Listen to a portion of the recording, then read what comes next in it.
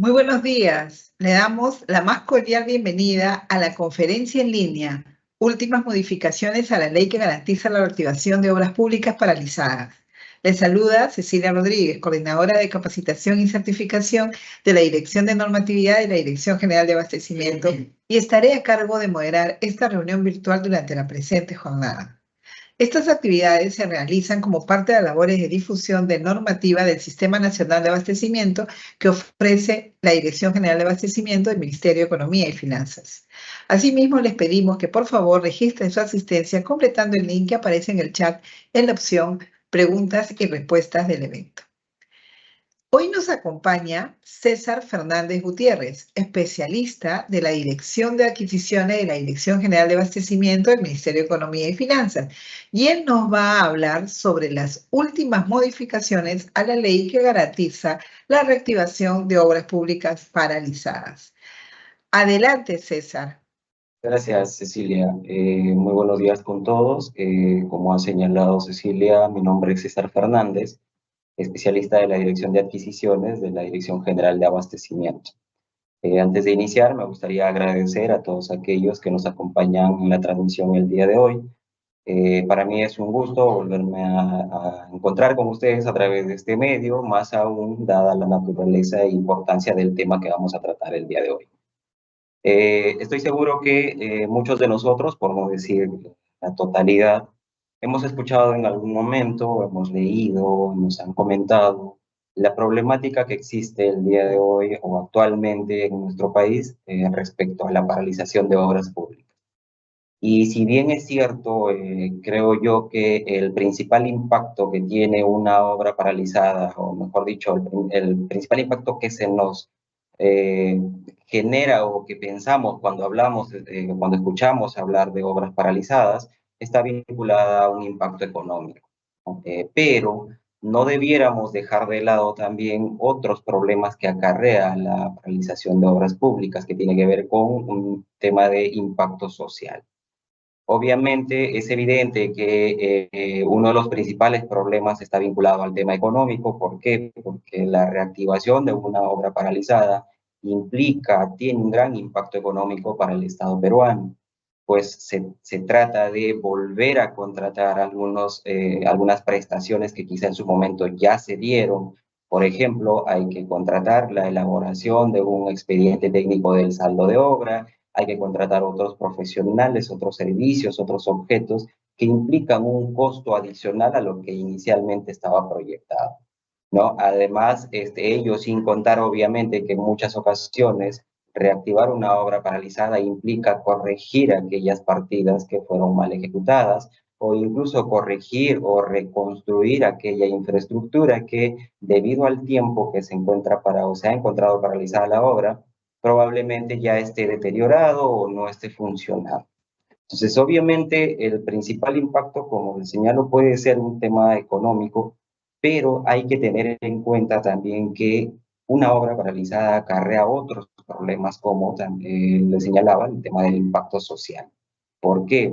Porque una obra no culminada, una obra paralizada, implica un servicio público que no se brinda, una necesidad de la población no cubierta, ¿no? Por ejemplo, hablamos de un colegio que no ha terminado de construirse. ¿Qué es lo que genera? Pues obviamente que los niños, los adolescentes, los jóvenes no tengan una educación de calidad, esa educación que se crece.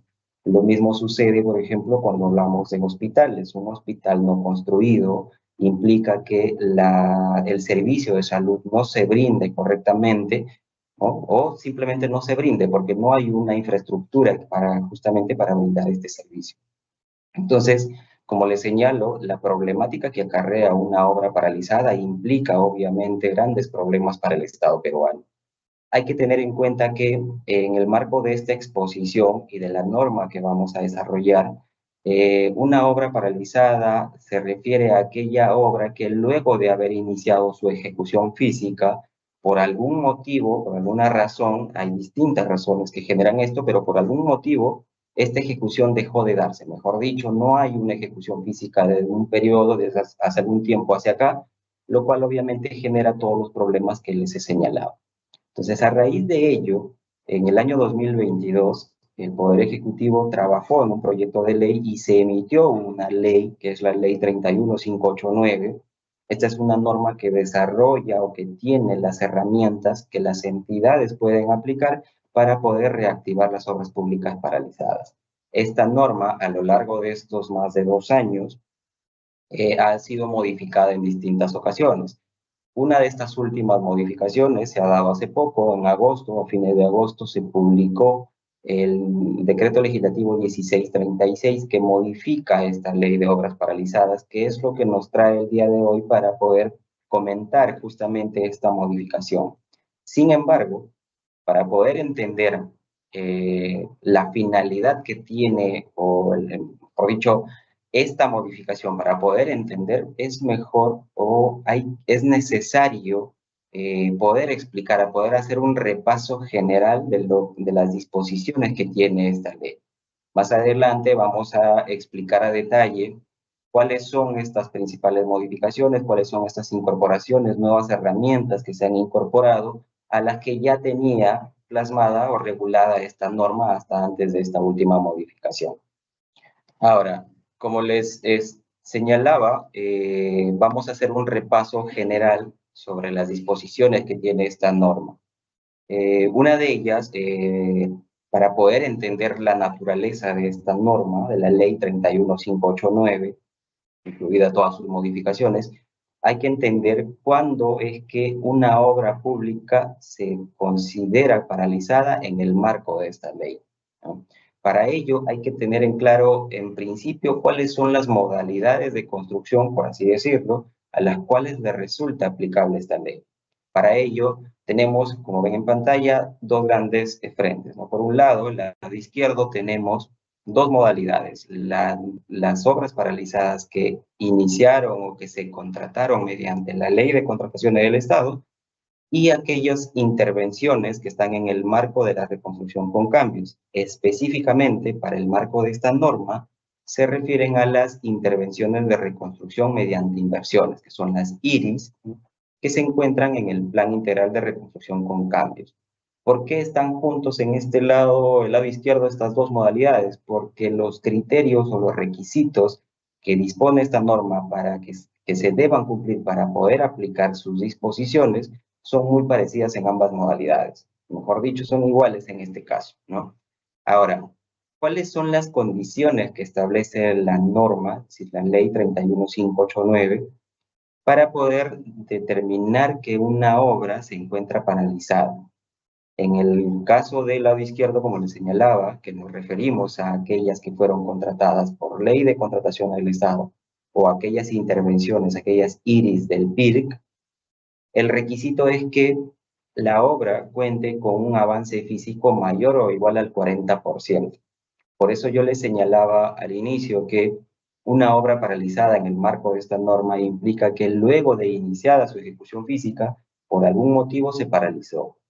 El requisito para poder aplicar sus disposiciones es que el avance físico sea mayor o igual al 40%. Y además de ello, nos vamos a encontrar en dos posibles escenarios: que se cuente con un contrato vigente, es decir, si fue por ley de contrataciones, hay un contrato de ejecución de obra, pero que todavía sigue vigente, es decir, no se ha resuelto, sigue vigente, pero en ese caso la obra debe no tener una ejecución física por un periodo de 6 meses o más. Es decir, por un periodo de medio año o más, esa obra no debe tener ejecución física. Ese es el requisito para poder catalogar a esta obra como obra paralizada en el marco de la Ley 31589. Y el otro escenario es que ya se tenga un contrato resuelto o declarado nulo. En ese caso, obviamente, ya no tiene sentido el plazo que habíamos indicado de los 6 meses, porque ya no hay un contrato vigente, ¿no? Ya se tiene un contrato resuelto o declarado nulo. Por el otro lado, estamos en el lado derecho de su pantalla, van a ver aquellas obras que han sido iniciadas por la modalidad de administración directa. Esta modalidad lo que implica es que, a diferencia de la modalidad por contrata, como le suelen llamar a aquellas que han sido iniciadas por ley de contrataciones, en la cual contratas a un tercero para que ejecute la obra, Cuando es una modalidad por administración directa, es la propia entidad con sus propios medios, sus propias herramientas, la que ejecuta la obra. Por eso se le denomina administración directa, es decir, con sus propios profesionales, propia maquinaria, entre otros, la propia entidad es la que ejecuta la obra. En ese caso, el requisito que dispone la norma es que la obra deba contar con un avance físico mayor o igual al 50%. Y además de ello, no tenga ejecución física por un periodo de 6 meses o más. Obviamente, al igual que en el otro lado que había señalado, en este caso no se establece un periodo, no hay un tema de un contrato, por lo tanto no hay dos escenarios, ¿no? Es decir, no hay un contrato en una modalidad de administración directa, la ejecución lo hace la propia entidad, entonces no hay un contrato de por medio, por lo tanto no hay el primer escenario que habíamos señalado en el otro frente. Entonces, en esta lámina es importante tener en consideración y por favor considerar que esta norma le es aplicable únicamente a aquellas obras que se hayan iniciado bajo estas tres modalidades. Se los comento porque hemos recibido algunas consultas referentes a otras modalidades, ¿no? Para ejecutar una obra hay distintas modalidades, obras por impuestos, hay modalidades de núcleos ejecutores, otro tipo de modalidades, pero esas modalidades no están contenidas en esta norma. Es decir, si una obra está paralizada y ha sido iniciada bajo otra modalidad que no sea una de estas tres, no le sería aplicable esta ley 31589. Hay que tenerlo en consideración y además de ello, como les señalaba, hay que considerar estos requisitos que acabo de señalar. Sin embargo, por favor, para poder también entenderlo, hay que detenerse un momento acá. Estos requisitos que yo les estoy indicando son, por así decirlo, la regla general en el marco de esta ley. Sin embargo, el año pasado, que se emitió en una de sus modificaciones, se emitió una disposición transitoria, una disposición temporal, que reduce el porcentaje de avance físico para lo que queda del 2024. La siguiente, por favor. En este caso, la siguiente lámina, por favor. Como les señalaba, para este 2024, de hecho, la modificación se dio el año pasado, 2023, y lo que establecía esa disposición es que durante el 2023 y 2024, por eso es que esta disposición solamente va a ser aplicable en lo que resta de este año 2024, se dispuso que, a diferencia de la regla general que les había señalado, el porcentaje de avance físico era 40% cuando se trataba de obras paralizadas que fueron contratadas por ley de contrataciones o IRIS en el marco del PIR, y 50% aquellas que vienen de la modalidad de administración directa. Bajo esta disposición, lo que se propone o lo que se dispone es que las entidades pueden reactivar obras paralizadas cuando su porcentaje de avance físico sea mayor o igual al 20%. Es decir, se redujo el porcentaje de avance físico necesario para poder reactivarla a través de las disposiciones de esta norma. Pero, además de las otras condiciones que yo les había señalado hace un momento, ¿no? De si tienes un contrato vigente, debes estar sin ejecución física por un periodo de 6 meses o más. Además de esas condiciones, se establecen dos condiciones adicionales para este caso y para lo que resta del año, como les señalo, ¿no? La primera condición es que la entidad cuente con disponibilidad presupuestaria a la fecha de aprobación de la lista priorizada. Más adelante vamos a detallar más o menos cómo es el procedimiento y cómo es que se llega a esta lista priorizada. Pero en este caso se va a poder reactivar aquellas obras que cuenten con un avance físico mayor o igual al 20%, solo si a la fecha que se aprueba la lista priorizada, la entidad cuenta con disponibilidad presupuestaria para poder reactivar esta obra. Y la otra condición es que esta obra corresponda a inversiones en materias de salud, saneamiento, riego, agricultura, educación, transporte, seguridad y prevención de desastres, que son, por así decirlo, las materias más importantes en cuanto a la tipología de obras que pueden haber. Entonces, si una obra está paralizada y está en el marco de estas materias, ¿no? Si es una obra vinculada a temas de salud, y mi obra tiene un porcentaje de avance físico del 25%, entonces en este año yo puedo reactivar aplicando las disposiciones de esta norma.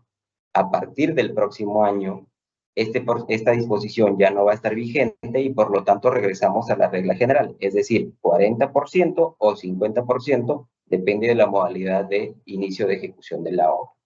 Entonces hay que tener en cuenta, por favor, esto es importante para las entidades, para nuestras autoridades, porque esta disposición, como les señalo, es una disposición temporal que solamente está vigente hasta el 31 de diciembre del presente año. La siguiente, por favor.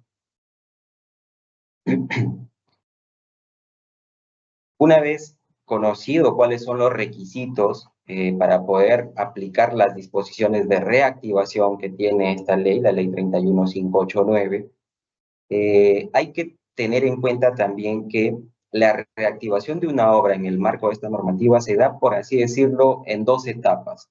La primera etapa, que es la que voy a detallar con esta lámina, tiene que ver con el procedimiento que la entidad hace para identificar su obra paralizada y para priorizarla. Luego de que se hace este procedimiento, es decir, es obligatorio hacer este procedimiento, recién cuando ya se haya priorizado, se haya emitido una lista, que es la que voy a comentar más adelante, recién ahí se pueden aplicar las herramientas de reactivación que también voy a explicar en las siguientes láminas. Pero nos detenemos un momento acá para poder explicar justamente este procedimiento de identificación y priorización. ¿Qué implica? En principio, la entidad tiene que elaborar y emitir un inventario de obras públicas paralizadas. ¿Qué es este inventario? Bueno, no es otra cosa más que el listado de las obras que se encuentran paralizadas. ¿Qué información se requiere o a qué información se puede recurrir para justamente emitir este inventario? Bueno, son las siguientes. La entidad levanta información en función a poder recurrir en principio al último informe de avance de obra. Ahí, por ejemplo, puedes tener información de qué tan avanzada está la obra y, por ejemplo, si es que esta obra tiene, cuánto es el porcentaje de avance físico que tiene esta obra. Ese detalle o ese dato es importante para lo que voy a explicar más adelante. Si es que la entidad no cuenta con un informe de avance de obra, puede recurrir al cuaderno de obra. En el cuaderno de obra, obviamente, también se puede sacar información y puede ayudarte a determinar qué porcentaje de avance físico es con el que se paralizó la obra, ¿no?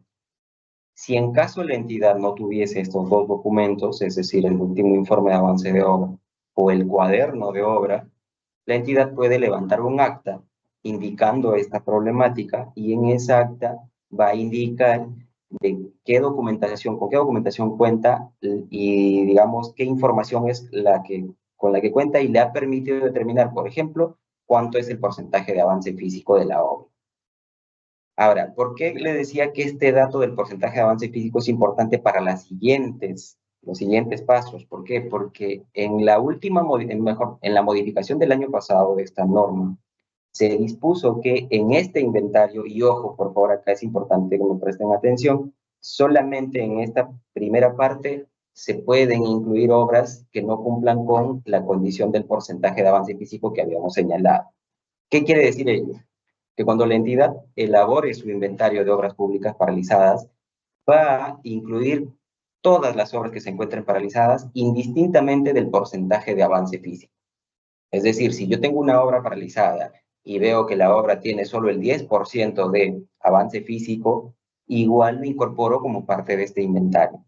¿Cuál es la finalidad? Bueno, la finalidad es que, como se sabe, estos documentos, el inventario, se registra en el banco de inversiones, ¿no? En el aplicativo informático del banco de inversiones.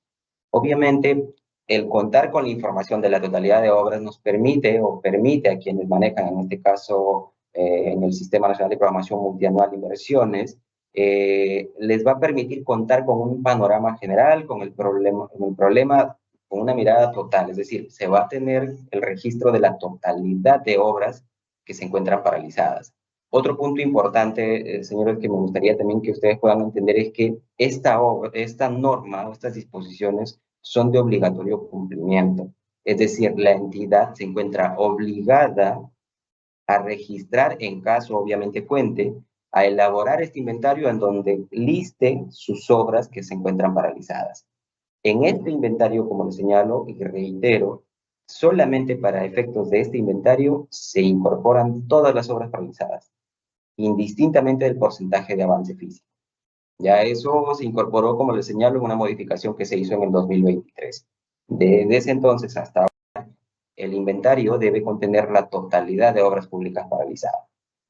Y reitero este tema porque, como les señalo, solo es en este extremo, en este documento, en el que sí se toman en consideración las obras por debajo de los porcentajes que habíamos señalado en las láminas anteriores.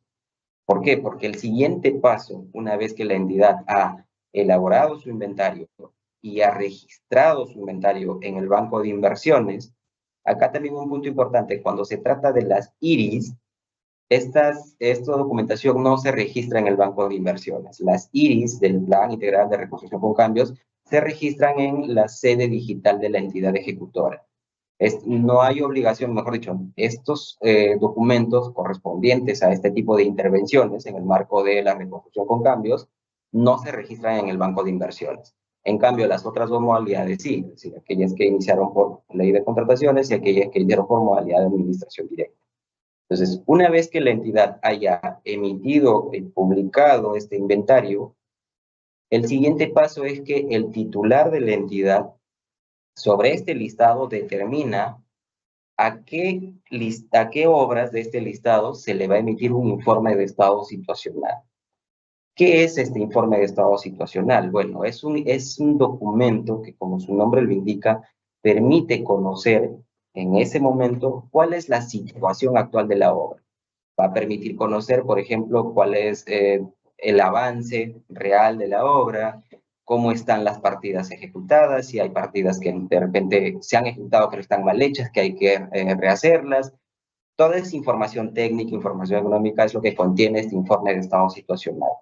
Además, es importante este documento porque lo que le permite a la entidad, o mejor dicho, este documento le sirve a la entidad para determinar o adoptar la decisión que corresponda. Por ejemplo, si luego de la elaboración del informe de estado situacional la entidad determina que este proyecto o esta obra ya no resulta necesario continuarla porque, bueno, hay muchos problemas que de repente ya no tienen solución y que ya no podría culminarse, no podría terminarse esa obra, entonces la decisión que podría adoptar la entidad es cerrar la inversión, ¿no? La inversión, el proyecto de inversión que recoge esta obra, cerrarla justamente en el banco, en el aplicativo informático que se realizan estas actuaciones, ¿no?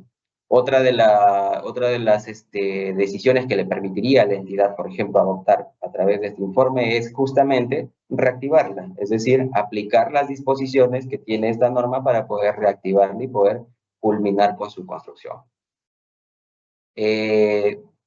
Estos dos documentos, tanto el inventario como la elaboración del informe de estado situacional, se puede hacer en cualquier momento del año. No hay una fecha límite, no hay una fecha establecida, se puede hacer en cualquier momento del año. Y obviamente, por ejemplo, el inventario también puede ser actualizado si es que la entidad así lo requiere, porque puede ser que emite un inventario a inicio de año, pero en lo que transcurre el año, puede ser que se haya paralizado otra obra y necesite incluirla, entonces puede hacer una actualización del inventario. Una vez que se ha emitido este informe de estado situacional, ya que es importante determinar o explicar que el informe de estado situacional no es obligatorio para toda la lista de las obras paralizadas. En principio, solamente va a poder hacerse para aquellas que cumplan con el porcentaje mínimo que habíamos señalado, 40 o 50 en la regla general o 20% como disposición temporal para el presente año. De ese listado, no sé, por ejemplo, ¿no? La entidad tiene 20 obras en su lista, de las cuales 15 cumplen con el porcentaje mínimo y las otras 5 son solamente un tema informativo, como les había señalado inicialmente, porque no cumplen con el porcentaje. De estas 15, el titular va a determinar si es que es necesario que se emite el informe de estado situacional de la totalidad. Puede ser que de repente ya con la información a primera mano pueda determinar que hay alguna obra que tiene algún problema difícil de solucionar y por lo tanto no amerita de repente prestar en ese momento la debida importancia porque aún así se haga su informe de estado situacional no se podría reactivar porque el problema es difícil de solucionar. Entonces, en ese momento el titular puede determinar, de este listado de 15 que le señalaba, puede determinar que a 10 de ellas se les emita o se les elabore su informe de estado situacional. Este informe de estado situacional puede ser elaborado por la propia entidad, ¿no? Es decir, puede designarse a la unidad ejecutora de inversiones, ¿no? O al supervisor, se le puede designar justamente, o al inspector, se puede designar esta función de elaborar este informe de estado situacional, o lo que se puede hacer también, se faculta a la entidad a contratar este servicio. Es decir, la entidad también puede contratar la elaboración del informe de estado situacional. Respecto al cómo se contrata, a los procedimientos que se pueden aplicar, justamente es una de las últimas modificatorias que se ha hecho. Se la voy a explicar en la siguiente lámina. Pero en este caso, centrémonos en el punto en el cual el titular define a qué obra se le tiene que elaborar el informe de estado situacional. Ojo que, por ejemplo, si una entidad recién está aplicando la norma en este año y el año pasado ya emitió un informe que contiene estas características del informe de estado situacional, puede, siempre que no haya pasado más de un año, puede utilizarlo. Es decir, no tendría la obligación de emitir uno nuevo si es que ya tiene uno elaborado, pero la antigüedad tiene que ser de un año. Si es más antiguo, obviamente ya de repente la información está un poco desactualizada, ahí sí tendría que elaborar un nuevo informe de estado situacional. Entonces, como les señalaba, es importante este informe porque lo que contiene es un análisis técnico, legal y financiero de la obra. Es el estado situacional, el estado de cómo está ahora la obra que estaba paralizada. Una vez que se han elaborado los informes de estado situacional, el siguiente paso es la aprobación de una lista priorizada. Entonces, de estas 15 que yo les señalaba, por ejemplo, el titular puede haber determinado que a las 15 se les haga su informe de estado situacional. Con este informe, el titular de la entidad puede priorizar, hacer su lista priorizada, y de estas 15, bueno, según el informe de estado situacional, según la evaluación que se haya hecho, puede determinar que solo 5 deben priorizarse para poder reactivarse. Entonces, eso es lo que demanda la priorización, que el titular pueda determinar sobre la base del informe de estado situacional a qué obras se le brinda la principal atención o la atención más inmediata para poder reactivarlas. Ese listado sí tiene un plazo máximo para cada año, es decir, hasta el 31 de diciembre de cada año se tiene que emitir una lista priorizada. Obviamente, si ya tienes una lista priorizada que se emitió el año pasado y no ha sido modificada, no se necesita modificar o incorporar, se puede mantener la lista para el presente año o se puede actualizar la lista hasta el 31 de diciembre, ¿no? Ese documento, es decir, la lista priorizada, también es registrada en el banco de inversiones. Y en el caso de las IRIS, es decir, en el marco de las intervenciones de la reconstrucción con cambios, se registra en la sede digital de la entidad ejecutora. Entonces, esto que acabo de explicar es la primera etapa que yo les señalaba para la reactivación de una obra, que es el procedimiento para identificar a través del inventario y priorizar a través de la lista priorizada aquellas obras a las cuales se va a aplicar las disposiciones para reactivar. Ojo, solo se van a poder aplicar las disposiciones para reactivar, que voy a mencionar más adelante, a aquellas que formen parte de la lista priorizada. Si no está la obra en la lista priorizada, no podría aplicarse las disposiciones o herramientas que se tienen para poder reactivarlas. Por eso les decía que es importante y es necesario que se haga primero esta etapa de identificación y priorización para luego seguir con las otras etapas. La siguiente, por favor.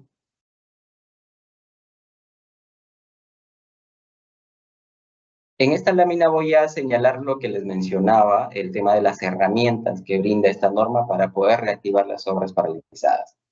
Y otra vez, como ven en pantalla, se tienen dos grupos. El primer grupo, el que está en el lado superior, se refiere a aquellas obras que fueron iniciadas por ley de contrataciones o aquellas intervenciones del Plan Integral de Reconstrucción con Cambios. ¿Por qué están juntas? Porque las medidas son realmente parecidas. Y en el otro grupo, el lado posterior, se refiere a aquellas obras que iniciaron por administración directa. Como verán, como ya les había indicado, es necesario que a las obras que se les va a aplicar estas disposiciones sean aquellas y únicamente aquellas que han sido incluidas en la lista priorizada. Entonces, una vez que se tiene la lista priorizada, ya la entidad puede evaluar, depende de la modalidad de ejecución con la que venía ejecutándose, qué disposiciones o qué herramientas se pueden aplicar. Para eso, por ejemplo, en el primer bloque, que corresponde a Ley de Contratación del Estado y aquellas en el marco de la reconstrucción con cambios, se pueden tener dos escenarios, como habíamos dicho desde el inicio. Se puede tener un contrato vigente o se puede ya contar con un contrato nulo o resuelto.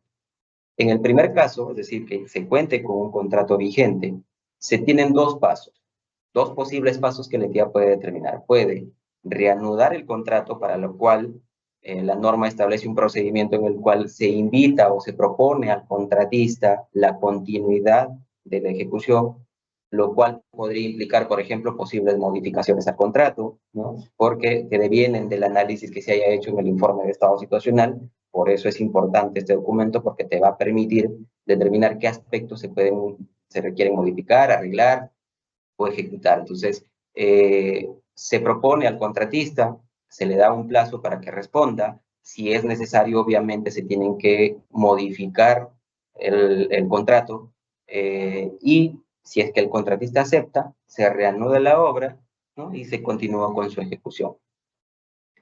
Puede ser que el contratista no quiera, no esté de acuerdo o no responda, la entidad puede tomar la decisión de evaluar la posibilidad de resolver el contrato, ¿no?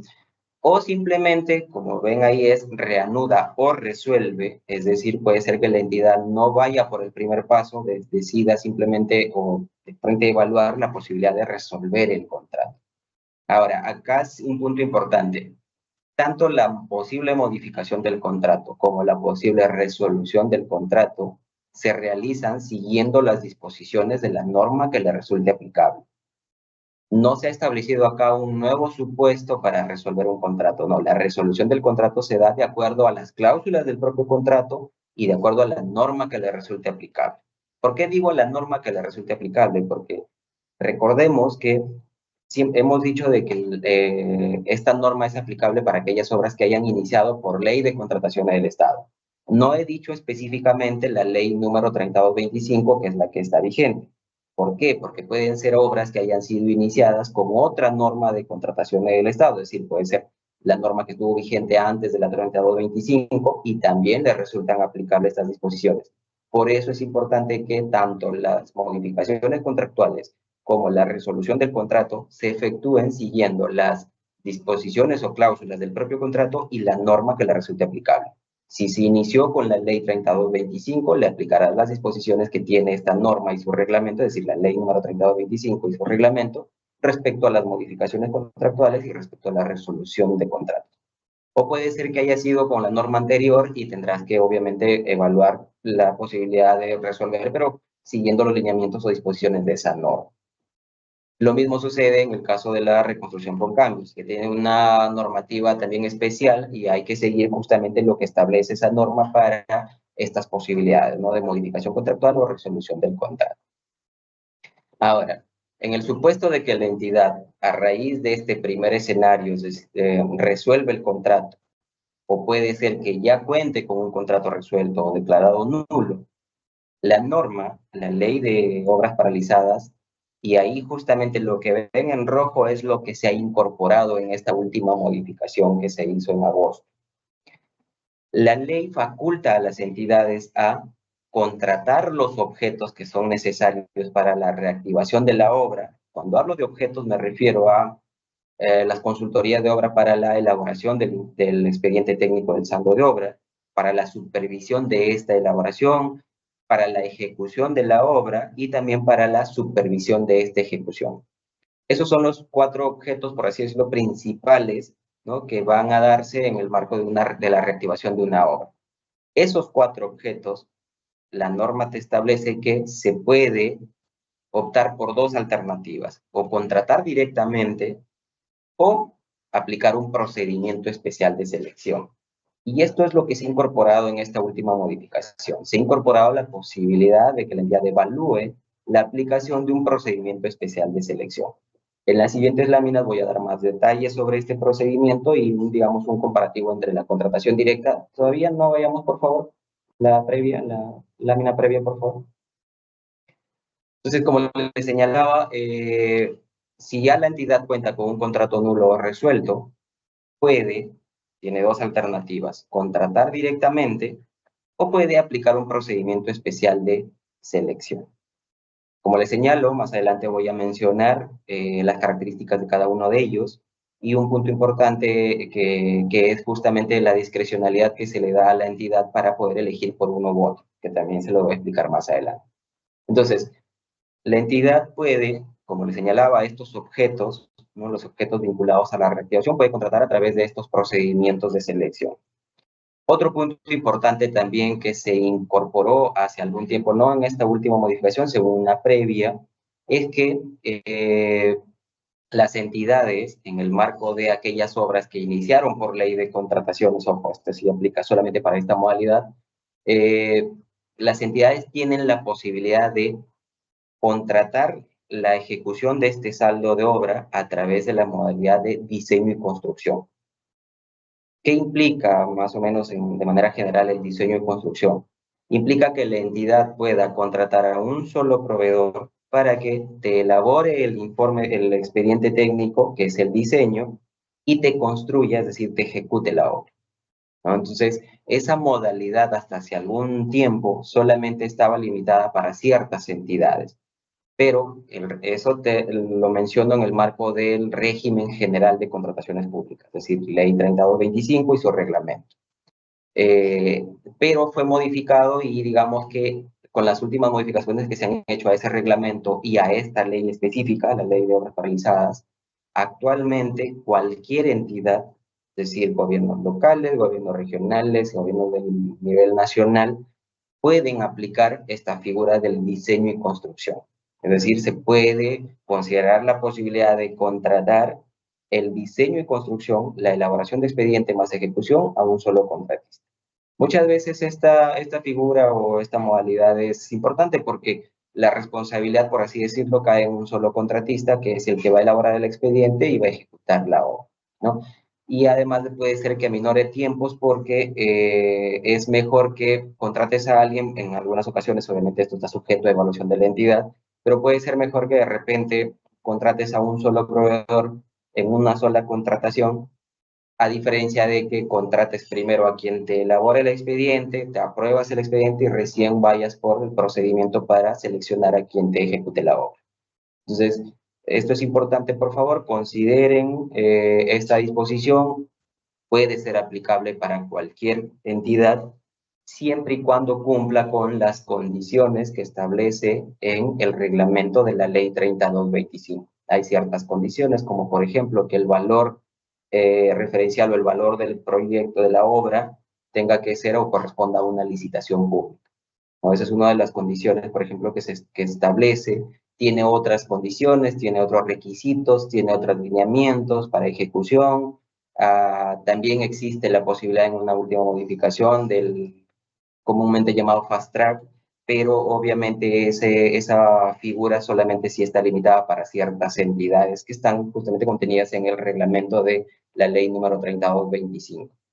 Pero lo importante acá es, obviamente ese es un tema también un tanto complejo, que demandaría de repente de una conversación adicional, porque es un tema más, tiene su grado de complejidad.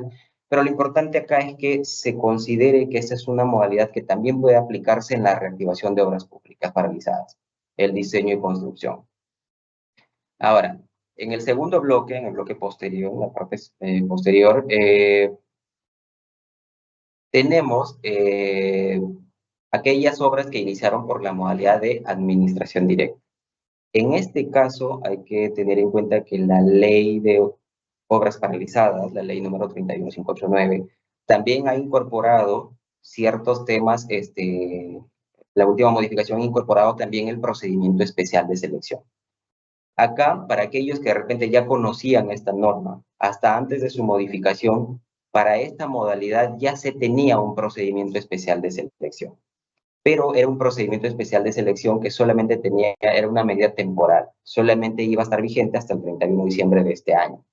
Con la modificación que se ha incorporado ya se convierte en una medida permanente, es decir, ya no va a poder aplicarse solo hasta el 31 de diciembre, sino mientras esté vigente esta ley, se va a poder aplicar este procedimiento especial de selección.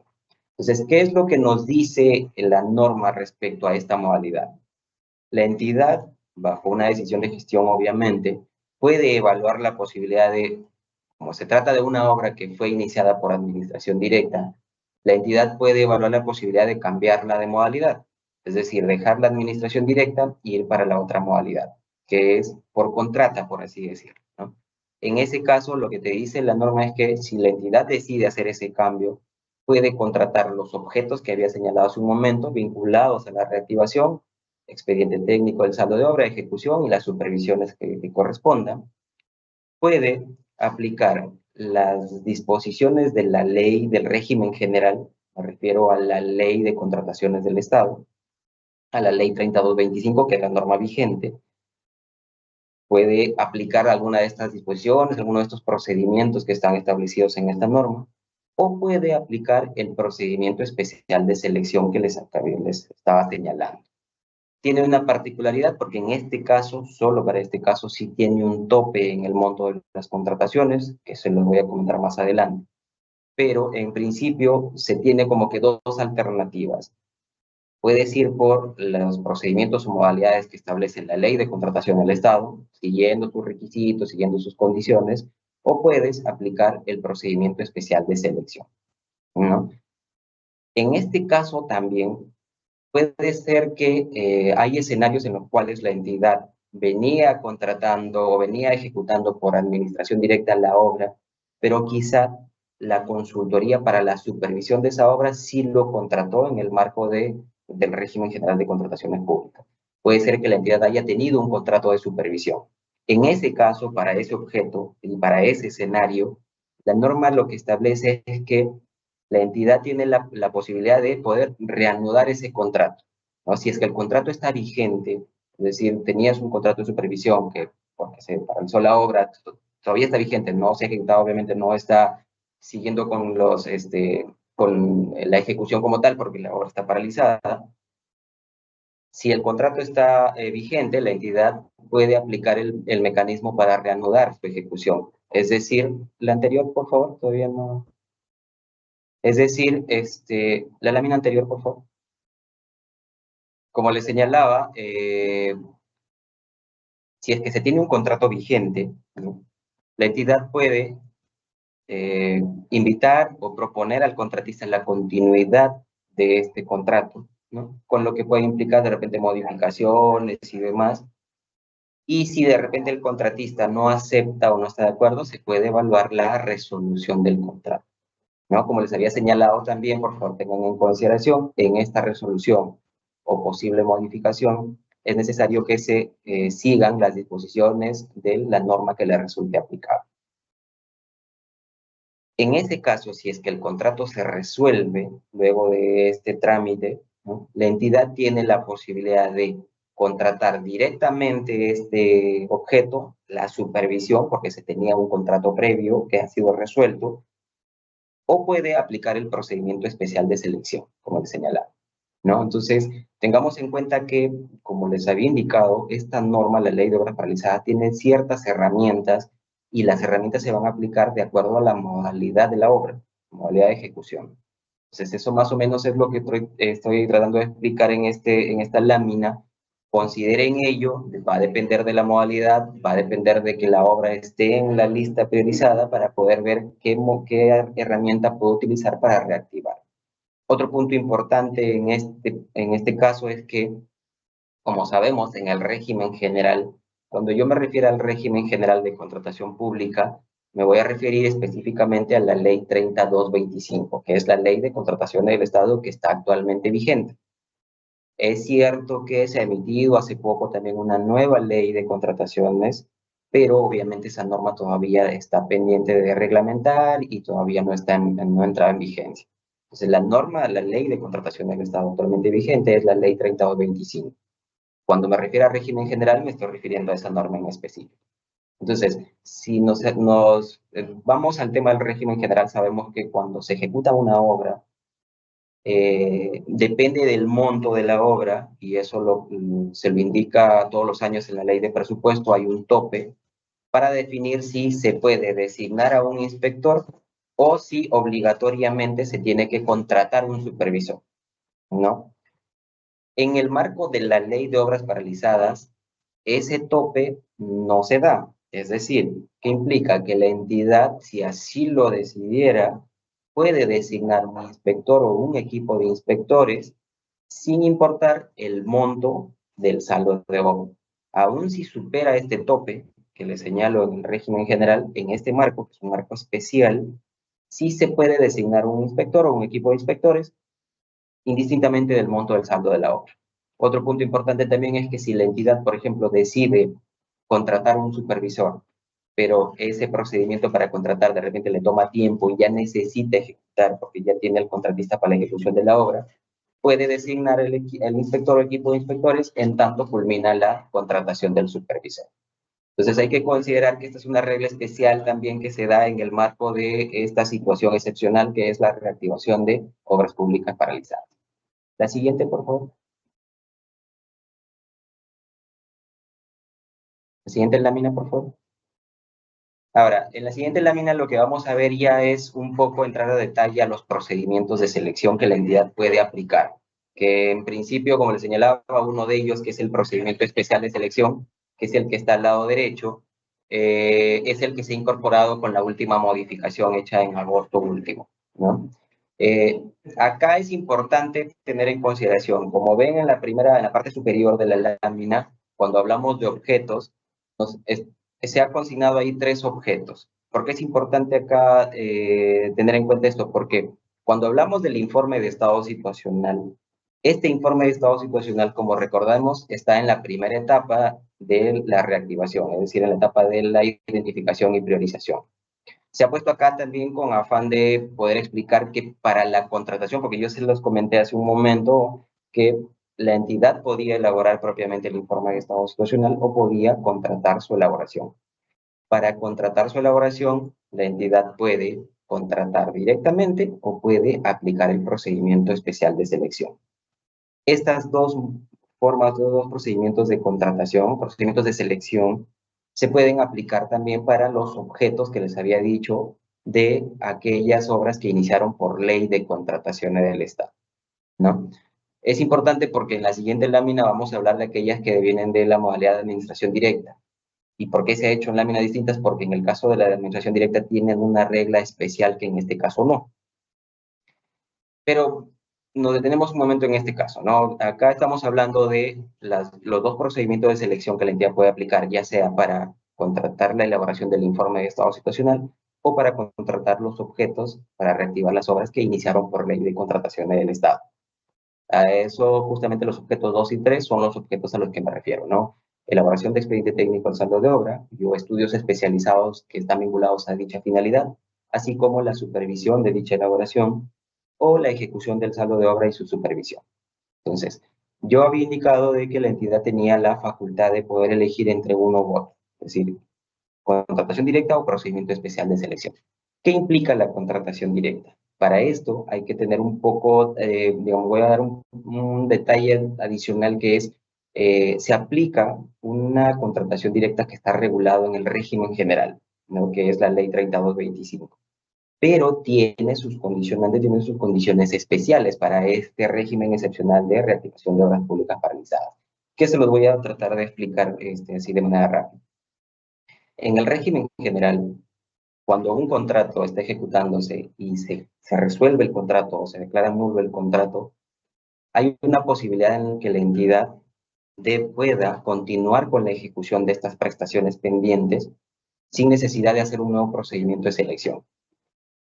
La norma lo que establece es que en esos casos, la entidad lo primero que tiene que hacer obligatoriamente es definir o sustentar que existe una necesidad urgente de continuar con estas prestaciones. Ese es el primer punto. Es obligatorio que la entidad sustente la necesidad urgente. Ojo, lo que estoy señalando es en el marco del régimen general, ya para poder entender. Entonces, lo primero que tiene que hacer la entidad es acreditar o sustentar que existe la necesidad urgente de continuar con estas prestaciones. Luego de ello, debe invitar a aquellos postores que participaron en el procedimiento inicial, es decir, aquellos que dieron como resultado el contrato que posteriormente se resolvió o se declaró nulo. Entonces, en principio, la entidad obligatoriamente tiene que sustentar la necesidad urgente y tiene que ir como primer paso a la invitación. Si es que como parte de la invitación no se llegara a materializar un nuevo contrato, porque no aceptaron los participantes, porque no se pudo, digamos, tener un acuerdo, no se pudo suscribir un nuevo contrato, recién en ese caso la entidad puede ir a contratar directamente. Pues el supuesto que establece el literal L específicamente del numeral 27.1 del artículo 27 es para la continuidad de aquellas prestaciones pendientes luego de un contrato resuelto declarado nulo. Pero en el marco del régimen general es obligatorio que primero haya pasado por la invitación y si no se pudo materializar, recién se puede contratar directamente. ¿Qué implica contratar directamente? Lo que, digamos, la explicación sencilla es que se contrata sin hacer un procedimiento de selección regular. Es decir, no, ya en ese caso no publicas una convocatoria que esté abierta para cualquier empresa que postule y que cumpla con las condiciones y que presente su oferta y lo evalúes y luego de esa evaluación decidas quién gana. En este caso, la contratación directa se exime de este paso, del paso de selección, y lo que hace la entidad es contratar directamente, es decir, elegir directamente a un proveedor, obviamente que cumpla con los requisitos, con las condiciones, con las características de la obra o de la consultoría que se quiere contratar, y se contrata de manera inmediata. Obviamente, la contratación directa, el principal beneficio que da es justamente la inmediatez en que ya te evitas hacer un procedimiento de selección, sino contratas directamente. Ahora, si hacemos el comparativo entre la contratación directa que está regulada en el régimen general y la que está regulada en esta norma en específico, voy a señalar más en este momento cuáles son las principales diferencias. La entidad no necesita calificar los objetos como necesidad urgente. Si la obra ya forma parte de la lista priorizada, ya se considera de necesidad urgente su contratación. Entonces, por lo tanto, la entidad en el marco de este régimen especial que es la Ley de Obras Paralizadas, no necesita, para contratar directamente, calificar su objeto como necesidad urgente. Además, en el caso de la ejecución del saldo de obra y su supervisión, la invitación, ¿no? Porque en esos casos, obviamente, es más probable que haya existido un contrato previo, un procedimiento previo, en el que se haya resuelto ya el contrato, se haya declarado nulo, ¿no? En esos casos, a diferencia del régimen general que yo les había indicado que obligatoriamente tenía que ir por la invitación y luego recién por la contratación directa, en estos casos, esta invitación es facultativa. Es decir, la entidad decide si invita a aquellos que participaron en el procedimiento especial, en el procedimiento de selección, perdón, o si contrata directamente o realiza obviamente la contratación directa. Entonces, como verán, si ya de por sí la contratación directa es un mecanismo excepcional que te permite contratar de manera inmediata, con este régimen especial de obras paralizadas incluso se flexibiliza un poco más, evitando o mejor quitando la obligatoriedad de algunos aspectos, como el caso de la invitación, que en este caso es facultativa. Entonces, este es el supuesto de contratación directa que la entidad puede aplicar para contratar estos objetos que les había señalado. Pero, y acá está justamente el tema que nos ha traído el día de hoy, que es uno de los principales cambios que se ha incorporado con esta última modificación, que es el procedimiento especial de selección. En la norma se ha establecido que para contratar estos objetos, la entidad puede decidir o puede evaluar la aplicación de un procedimiento especial de selección. ¿Qué es lo que busca este procedimiento especial de selección? Darle un mecanismo a la entidad, ¿no? Que la entidad de repente no quiera o no esté de acuerdo, no esté muy segura de realizar su contratación directa, se le está dando un procedimiento especial de selección. ¿Qué implica este procedimiento? Se va a poder aplicar procedimiento de adjudicación simplificada, que está regulado en el régimen general, pero con algunas reglas especiales. Estas reglas especiales lo que hacen es que el procedimiento sea más corto, plazos se acorten de alguna manera, y que además en este caso, y por fuera casi es importante tener en cuenta, para estos objetos, es decir, el informe de estado situacional, o para los objetos que se van a reactivar de aquellas obras que iniciaron por ley de contrataciones, no hay un tope en el monto de la contratación. Es decir, se va a poder aplicar esta adjudicación simplificada indistintamente del monto del saldo de obra, indistintamente del monto de la contratación que se requiere hacer. Es decir, si yo quiero de repente tengo un saldo de obra y necesito hacer un expediente técnico y mi expediente técnico me cuesta 600.000 soles, que en el régimen general 600.000 implicaría un concurso público, en este caso no se aplica ese tope y se puede aplicar este procedimiento especial de selección, que como les había señalado es la adjudicación simplificada, pero que tiene ciertas reglas especiales. Las reglas especiales están detalladas en el artículo 11, que ha sido incorporado en la ley 31589. Entre ellas, por ejemplo, podemos mencionar que, a diferencia del régimen general, en el cual el plazo para el consentimiento de la obra o para presentar, por ejemplo, un recurso de apelación es de 5 días hábiles para una adjudicación simplificada y 8 días cuando se trata de concursos públicos o licitaciones públicas, en este caso, este procedimiento especial de selección se reduce a 3 días hábiles. Y como les había señalado, este procedimiento se puede aplicar indistintamente de la cuantía de la contratación. Otro tema importante también es que se ha dispuesto que cuando haya un recurso de apelación, el Tribunal de Contrataciones del Estado va a tener un plazo de 10 días hábiles para poder resolver este recurso. ¿No? Obviamente siempre que se cumplan con las condiciones y demás de admisibilidad y demás que establece justamente la norma. En esta ley se han establecido ciertas características principales, pero en aquellos aspectos que no estén regulados, obviamente se considera aquellas disposiciones del régimen general. Pero en principio lo que se ha dispuesto es que el plazo que tiene el Tribunal de Contrataciones del Estado para resolver estos recursos en el marco de este procedimiento es de 10 días hábiles.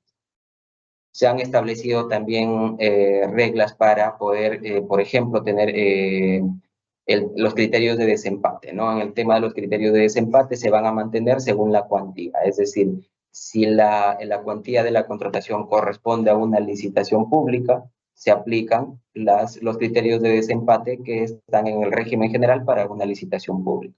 Si por el contrario no supera ese monto, es decir, no corresponde a una licitación pública, se van a aplicar aquellos criterios de desempate que correspondan a la adjudicación simplificada del régimen general. Es decir, lo que se está tratando de disponer con estas reglas especiales es que se mantengan aquellos criterios, aquellos beneficios, incluso también respecto a la cuantía de la contratación. Porque como sabemos, en este caso se denomina adjudicación, claro, es un procedimiento especial de selección que es a través de adjudicación simplificada, pero que va a poder contratarse a través de este tipo de procedimiento, incluso aquellas contrataciones que superan los 480.000 en el caso de servicios o los 2.800.000 en el caso de obras, que como sabemos en el régimen general ya no podría aplicar este tipo de procedimientos, sino tendría que aplicar una licitación pública o un concurso público. Entonces, hay que tener en cuenta, por favor, revisar también estas disposiciones, estas reglas especiales, que como les señalo, lo que buscan en sí es reducir los plazos y darle una herramienta a la entidad para que pueda aplicar un procedimiento de selección que, como sabemos, entre una adjudicación simplificada y un concurso público, obviamente la adjudicación simplificada es un procedimiento más expeditivo, ¿no? Plazos más cortos. Entonces, esta es una herramienta adicional que se le ha dado a la entidad para que pueda evaluar su aplicación al momento de contratar los objetos que corresponden. Otra de los aspectos importantes que tiene este procedimiento especial de selección es que las actuaciones preparatorias y la ejecución contractual se rigen por lo que establece la ley número 3225. Es decir, actuaciones preparatorias y todas las disposiciones de ejecución contractual se van a tomar en consideración lo que disponga la ley del régimen general, que es la ley número 3225. Otro punto importante también acá es que se ha dispuesto que las fichas homologadas que estén aprobadas van a ser aplicables de acuerdo a la cuantía. Me explico. Hay algunos sectores, como sabemos, la homologación de requerimientos es una facultad que tienen algunos ministerios para poder uniformizar el requerimiento. Por ejemplo, ¿no? Me parece que el Ministerio de Vivienda tiene fichas homologadas aprobadas para ejecución de obras, ¿no? Según la tipología de obras, tienen fichas homologadas, que implica que ya se tienen ciertas características uniformizadas, establecidas, que no se pueden modificar, que de acuerdo a la naturaleza de la obra, obligatoriamente en sus bases tienen que incorporar estas características. Entonces, la homologación es eso, ¿no? Lo que busca es uniformización de los requerimientos, de aquellos requerimientos que puedan uniformizarse, para que la entidad aplique obligatoriamente estos requisitos que ya hayan sido uniformizados, para evitar obviamente el tema de que cada entidad, por más similar que pueda o igual que pueda ser una obra, muchas veces lo que hacían es establecer sus propios requisitos, sus propias condiciones, que a pesar de que será la misma obra, puedes encontrar distintos requisitos. Entonces, para evitar eso es que la homologación lo que busca es eso. Además, hay algunas fichas homologadas aprobadas por estos sectores que dicen, ¿no? Por ejemplo, ficha homologada para ejecución de obra de saneamiento, por ejemplo, cuando corresponda a licitación pública o cuando corresponda a adjudicación simplificada. Entonces, obviamente, la ficha homologada por el tipo de procedimiento se ha elaborado teniendo en consideración, entiendo yo, la complejidad, los montos, la envergadura de la obra. Cuando se aplique este procedimiento especial de selección, las fichas se van a aplicar de acuerdo a la cuantía. Es decir, si por ejemplo yo tengo una obra de saneamiento que me va a costar 5 millones, obviamente la cuantía corresponde a una licitación pública.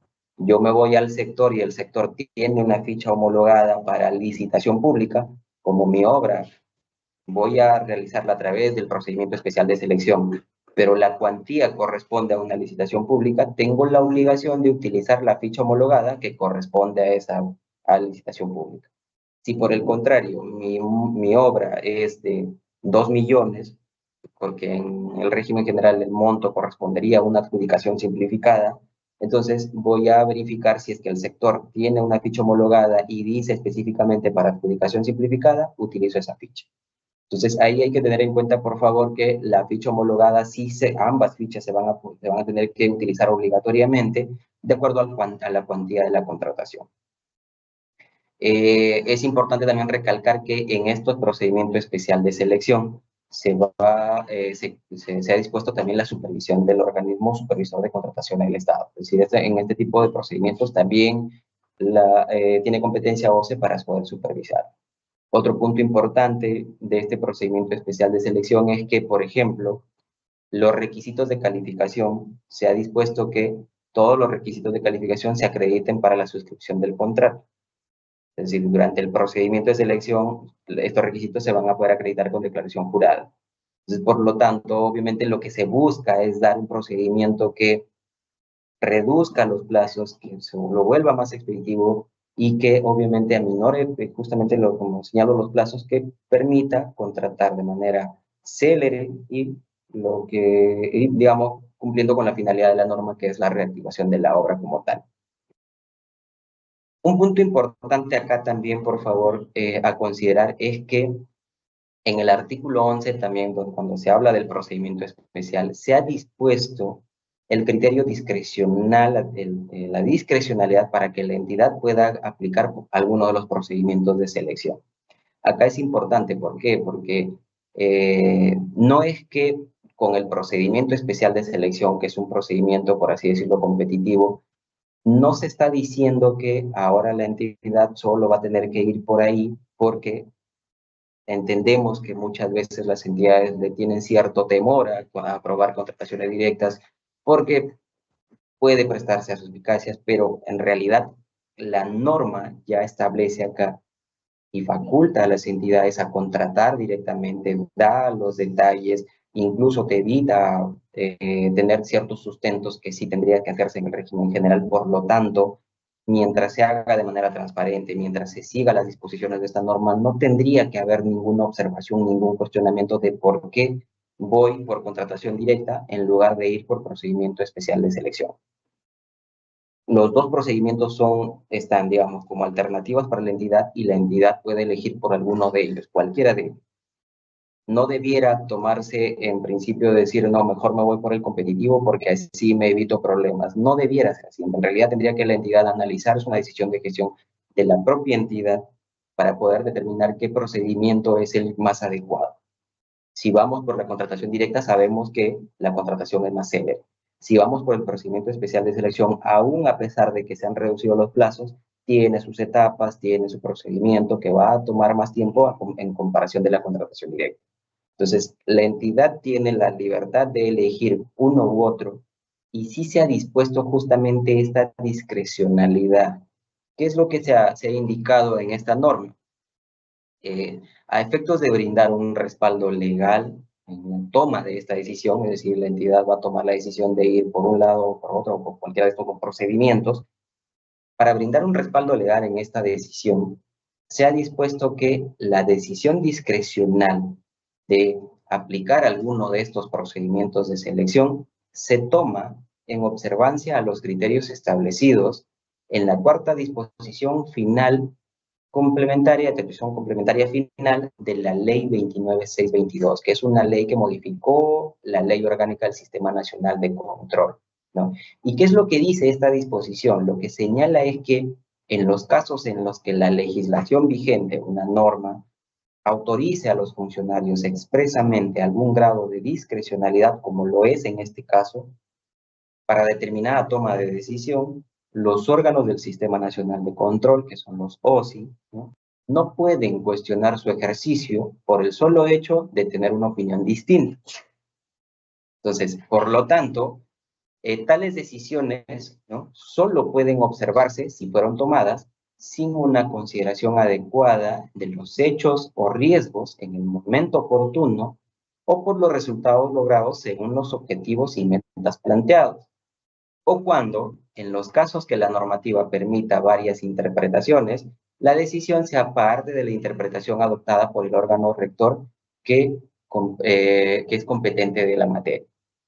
Entonces, con esta incorporación, ¿no?, esta disposición que está en el artículo 11, lo que se pretende es que el funcionario público pueda afianzar sus decisiones en el uso de la discrecionalidad que le otorga la ley, ¿no?, porque le está otorgando la ley de obras realizadas esta discrecionalidad de elegir o contratación directa o procedimiento especial de selección, ¿no?, realizando obviamente un análisis acorde a las normas del Sistema Nacional de Control, el cual debe enfocarse en los puntos que había señalado hace un momento. Entonces, es importante considerar acá, por favor, que existe justamente esta discrecionalidad que le debiera dar un respaldo legal al funcionario al momento de elegir y, como se ha señalado, los órganos de control no pueden cuestionar por el simple hecho de que piensen distinto. O sea, si la entidad ha sustentado, tiene un sustento por medio de por qué, como le señalaba, de repente, dada la necesidad, dada el tipo de obra, dado que ya se requiere, se cuenta con los presupuestos, o qué sé yo, o sea, si hay un sustento de por medio de por qué la entidad ha elegido una u otro procedimiento, bueno, no debiera simplemente la elección de uno u otro no debiera ser cuestionada, ¿no? Lo cuestionable es cuando se emiten o se realizan actuaciones apartándose de las disposiciones que emite la propia norma, la propia ley. Entonces, acá sí es importante, por favor, considerar esto. Se ha incorporado esta disposición para que quede claro de que no se tenga que dejar ya de primera mano la posibilidad de la contratación directa, que porque ya tengo un procedimiento de selección y es menos cuestionable, entonces me voy para este lado. No. Las dos son alternativamente, las dos son alternativas válidas para que la entidad pueda determinar cuál de ellas utiliza para contratar estos objetos. La siguiente, por favor. Ahora, yo les había dicho que hace un momento que la lámina anterior tenía que ver con el informe de estado situacional que se da en la primera etapa de la reactivación y en el caso de la segunda etapa para aquellas obras que iniciaron por ley de contratación del Estado.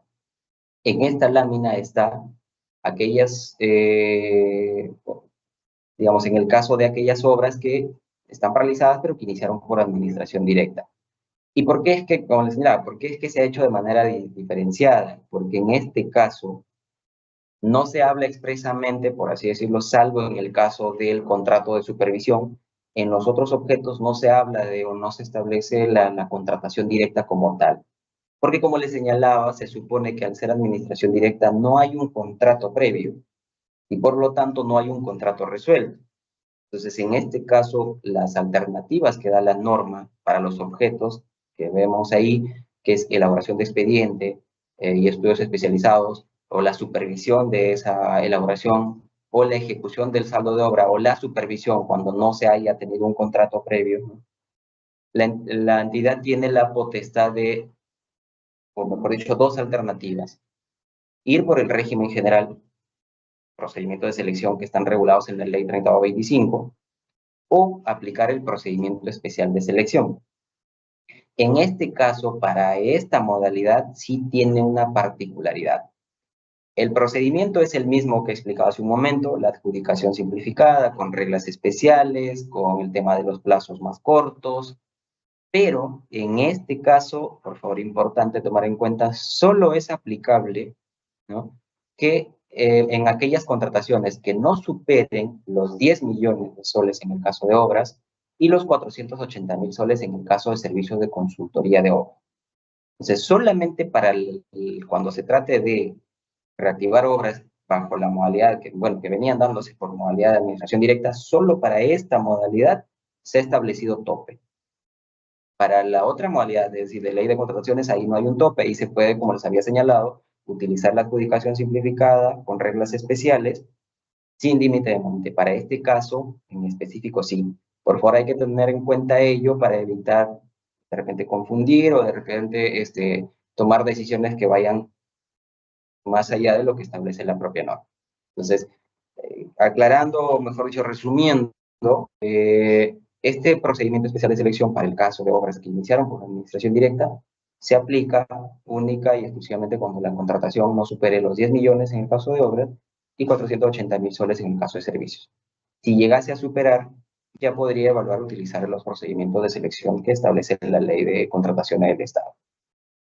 Algo importante también acá a considerar es que esta norma lo que establece es una posibilidad de que la entidad pueda cambiar de modalidad su ejecución.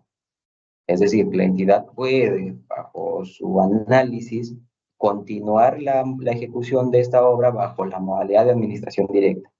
Para ello, tendrá que considerar las disposiciones que ha establecido la Contraloría General de la República a través de una directiva en lo que regula justamente esa modalidad. Tendrán que considerar esas disposiciones.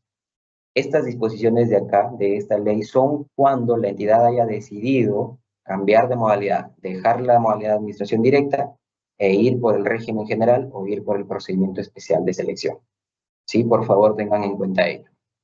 Y también está justamente en esta lámina la contratación directa, pero como les señalaba, eso es únicamente para cuando se trate de la supervisión y esta supervisión haya tenido un contrato previo.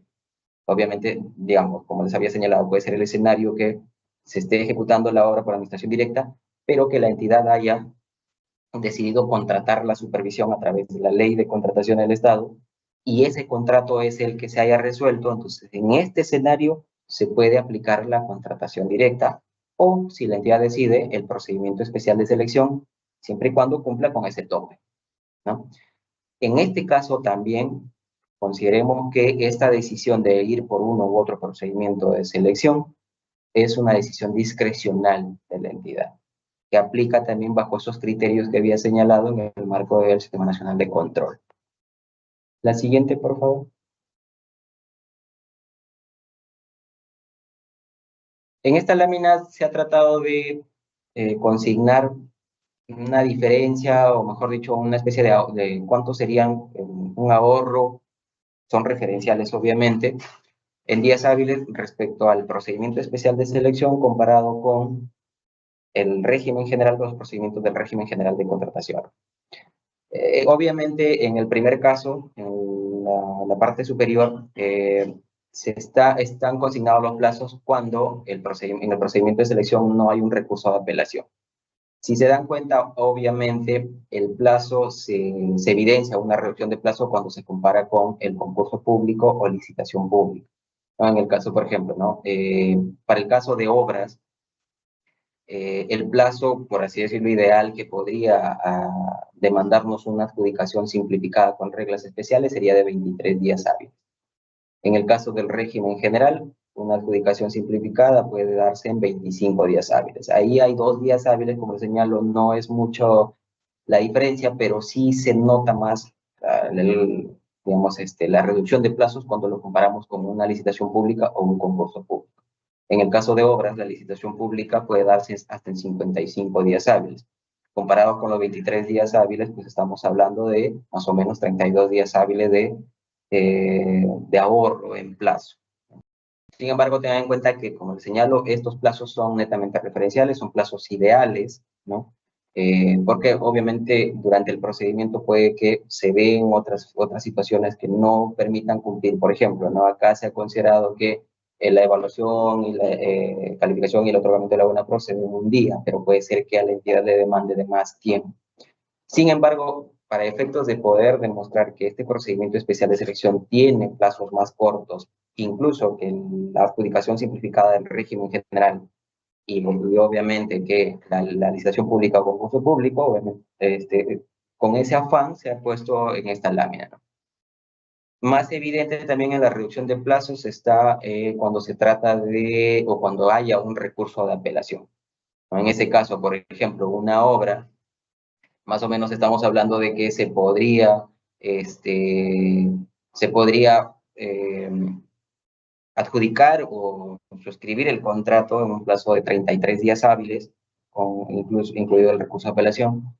Pero si comparamos con el régimen general, ¿no? En la adjudicación simplificada del régimen general son más o menos 54 días hábiles, y si vamos por un tema de la licitación pública o concurso público son 85 días hábiles. Entonces ahí obviamente es más evidente la reducción de los plazos porque se podría ahorrar hasta en 52 días hábiles.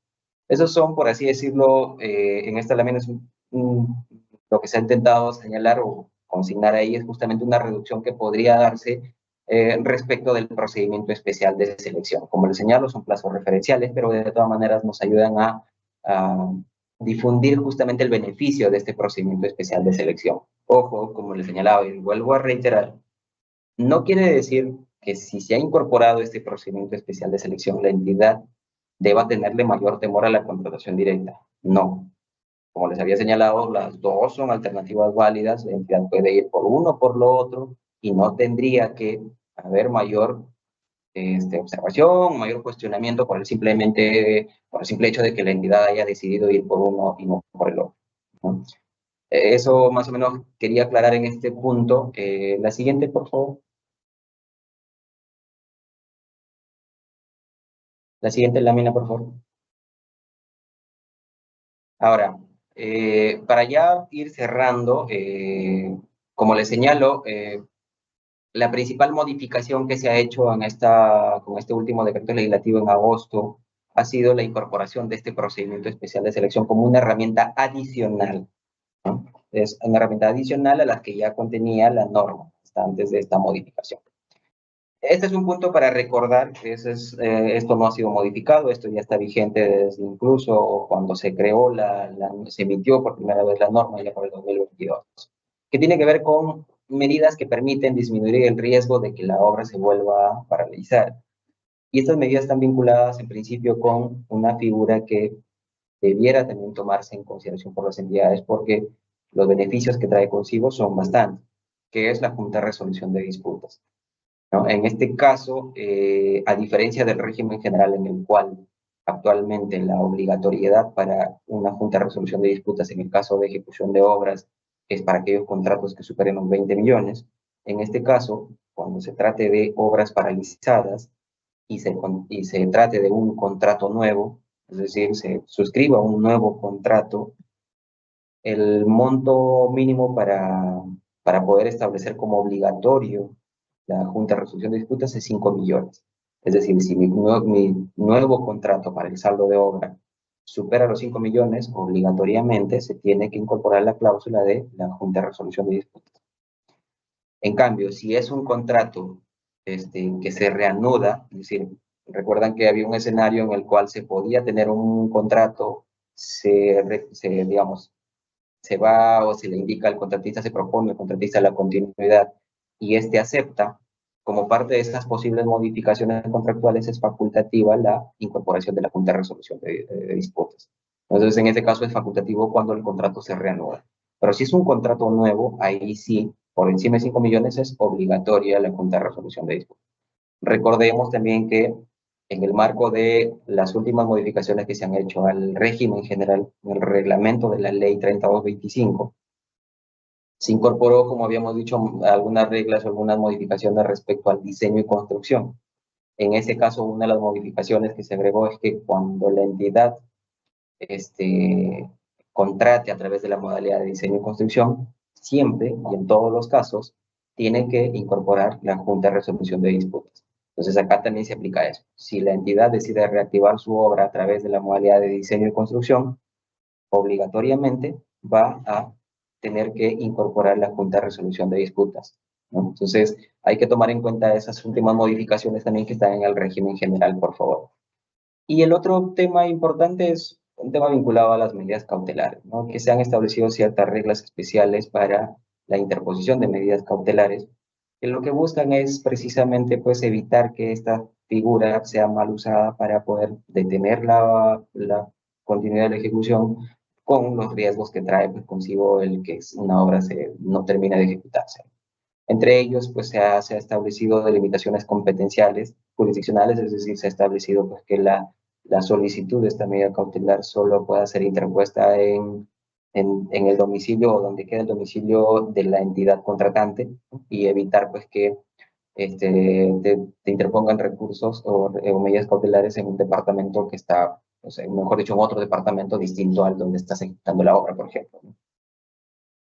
Otra de las disposiciones en cuanto a medidas cautelares tiene que ver con la exigencia de una garantía como contracautela, es decir, la solicitud tiene que ir acompañada de una garantía como contracautela.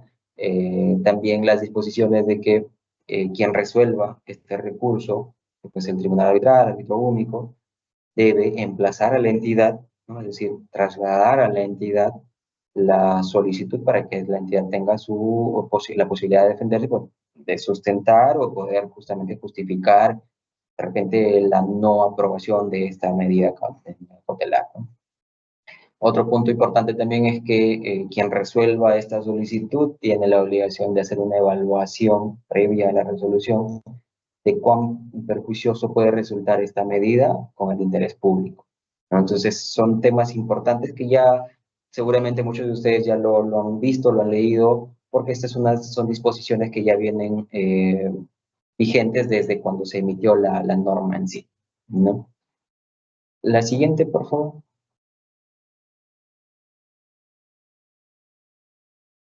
Como resumen, ¿no? Ya para poder ir terminando, esta norma, como se ha señalado, tiene bastantes beneficios para la entidad, son herramientas que la entidad puede aplicar para reactivar la obra pública paralizada.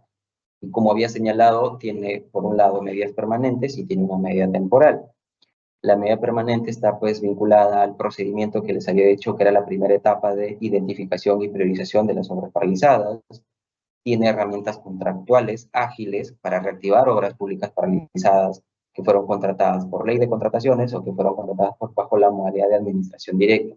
Como les he señalado, incluso las herramientas que se están utilizando en este régimen, en esta situación excepcional que son obras paralizadas, si bien puede ser que se estén utilizando ciertas figuras que están en el régimen general, pero incluso para este régimen excepcional se están haciendo más expeditivas, se están quitando la obligatoriedad de algunas condiciones, como lo he señalado durante la exposición, ¿no?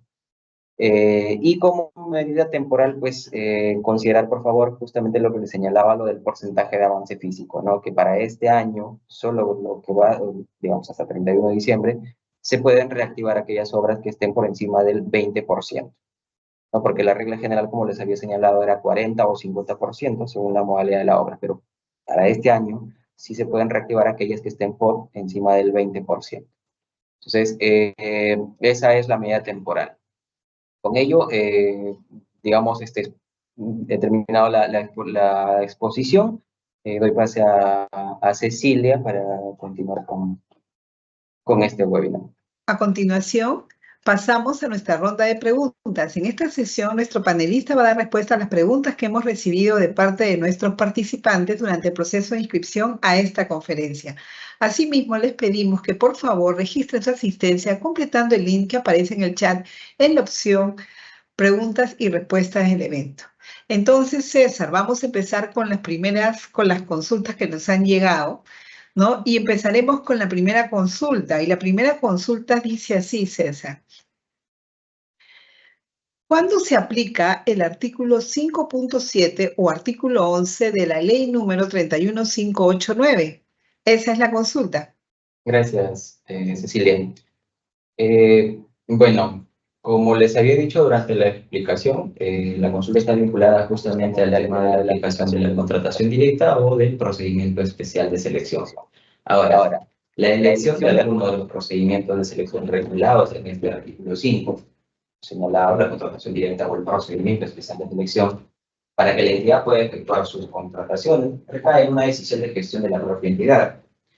Pero es importante tener en cuenta que la ley 31.809, como se había indicado, brinda este grado de discrecionalidad a los funcionarios de la entidad en la toma de dicha decisión, de tal manera que ésta se tome en observancia de los criterios para el ejercicio del control ante decisiones discrecionales regulados en el Sistema Nacional de Control, que les había indicado justamente durante la explicación. ¿No? Es importante, por favor, recuerden, justamente lo que se busca es darle este respaldo legal a los funcionarios en la decisión que puedan tomar respecto a cuál procedimiento aplican para contratar sus objetos contractuales. Bien, siguiente consulta. ¿Se pueden activar las obras en estado de abandono?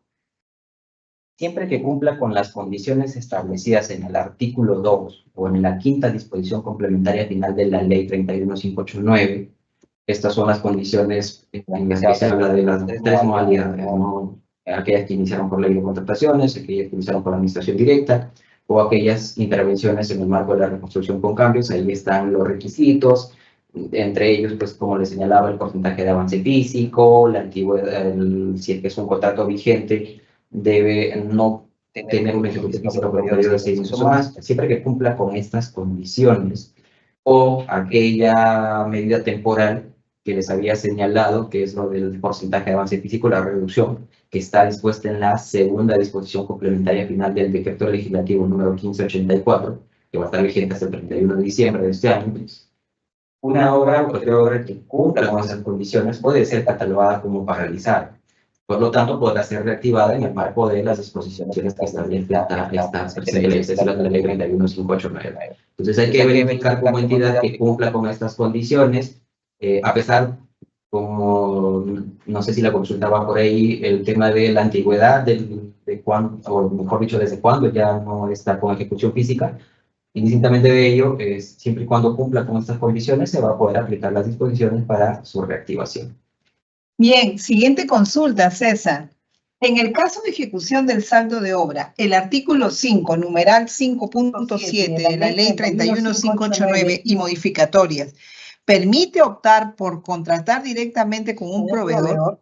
Eso implica autorizar a no invitar a los demás postores que participaron en el procedimiento de selección y no se hubiese obtenido aceptación a dicha invitación conforme lo exige el artículo 27, numeral 27.1, literal 1 de la ley 30.225. En el marco de lo dispuesto en la ley 31.589, que es la ley que garantiza la reactivación de obras paralizadas, para la contratación directa del saldo de ejecución de obra, que es justamente lo que regula el numeral 5.7 del artículo 5, lo que dispone es que esta invitación es facultativa, es decir, puede invitar a los demás postores que participaron en el procedimiento de selección o realizar la contratación directa del proveedor.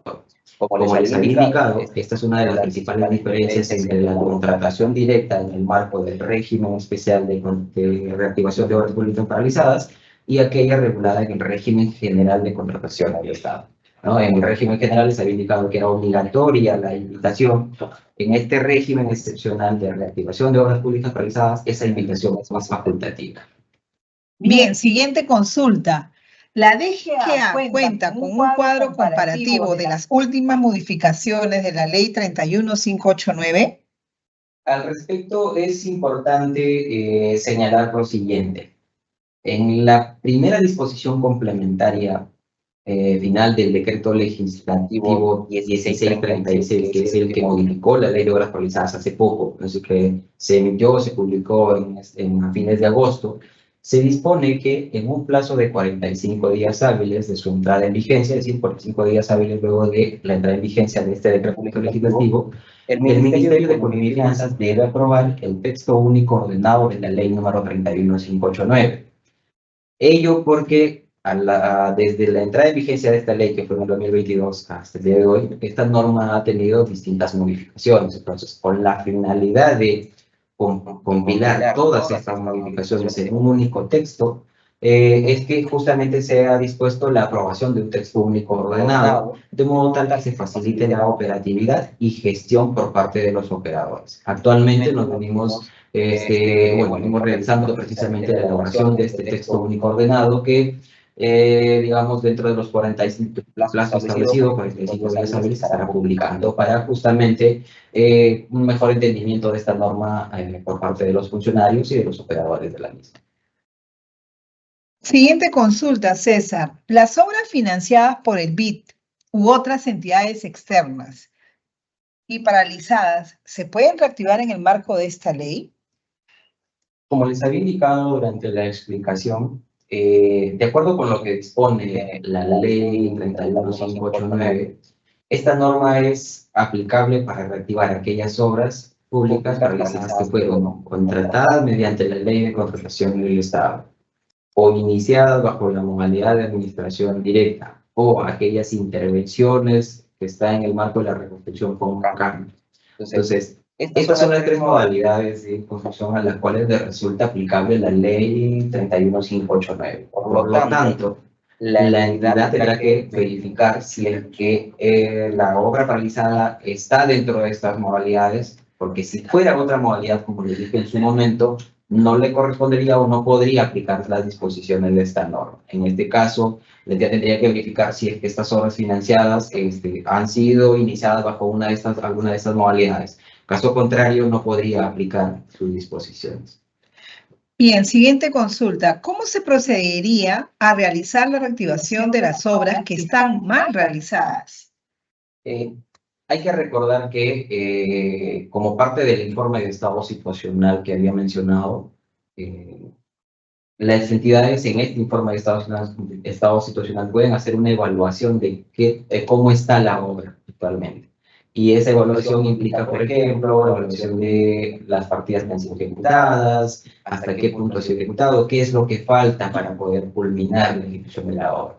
Asimismo, cuando vamos al artículo 5 de la ley 31589, que establece el procedimiento para reactivar las obras públicas realizadas contratadas mediante ley de contratación del Estado, dispone que el expediente técnico del saldo de obra que se vaya a elaborar puede incluir la subsanación de partidas de obra mal ejecutadas, de partidas de obra faltantes y de deficiencias del expediente técnico original, adecuación de contenidos técnicos conforme a las normas vigentes y en general partidas de obra que se requieran para la continuidad, culminación y o puesta en funcionamiento de la obra.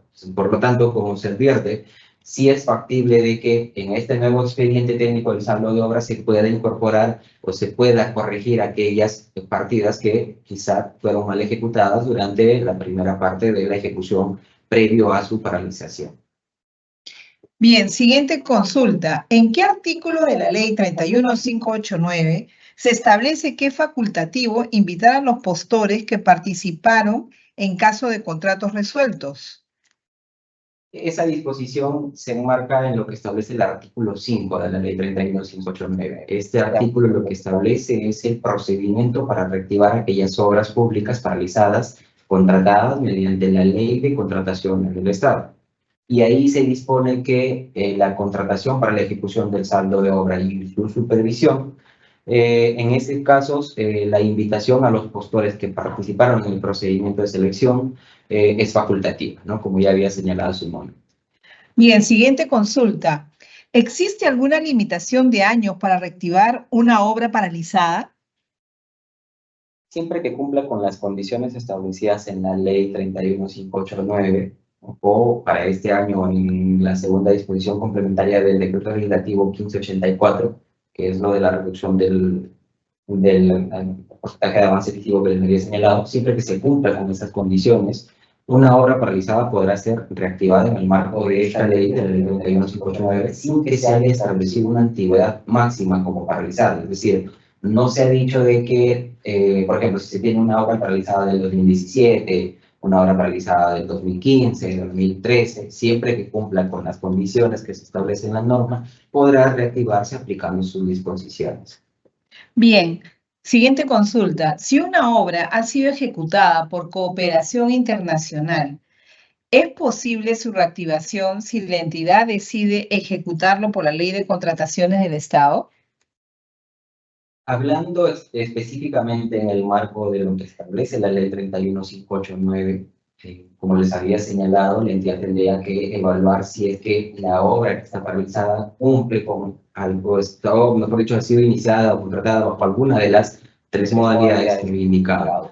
Caso contrario, no podría aplicar las disposiciones de esta Ley 31589. Ojo, estamos hablando específicamente en el marco de la Ley 31589. Si la consulta está vinculada a saber si en otro régimen, en otra modalidad, puede aplicarse las disposiciones de la Ley 31589, no. Ahí la entidad tendrá que evaluar si es que está en las tres modalidades. Si de estarlo, puede aplicar siempre y cuando cumpla con las condiciones y requisitos.